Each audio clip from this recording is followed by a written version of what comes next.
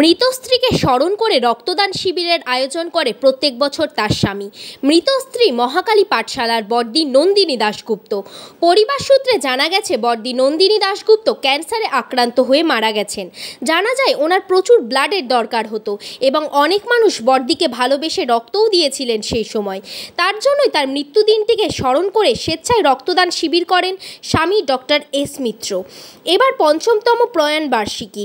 এই দিন একটি অনুষ্ঠান বাড়িতে রক্তদান শিবিরের আয়োজন করেছিলেন। প্রায় ১৫০ প্যাকেট রক্তদান করেছেন দিদির ভালোবাসার মানুষেরা। আমার স্ত্রী নন্দিনী মারা গেছিলেন ওভারিয়ান ক্যান্সারে। প্রচুর ব্লাড লাগতো, প্রচুর লোকে ভালোবেসে অনেক ব্লাড দিয়েছিল। যাক, মারা গেছে। এখন আমরা ওই দিনটাকে মনে করে ওর মৃত্যুদিনকে আমরা এইভাবে উদযাপন বলবো না, স্মরণ করি। এইভাবে রক্তদান শিবির একটা আয়োজন করি। কোভিড ইয়ার থেকে শুরু করেছি আমরা, এখনও চলছে। যতদিন বেঁচে থাকবো, সামর্থ্য থাকবে, আমি চেষ্টা করব।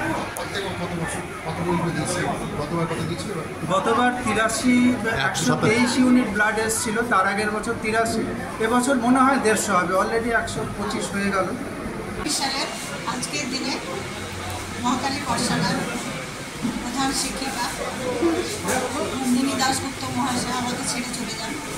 তারপরের বছর থেকে 2020 সাল থেকে প্রতি বছর ওনার স্মৃতিতে ব্লাড ডোনেশন ক্যাম্প করে আসছে।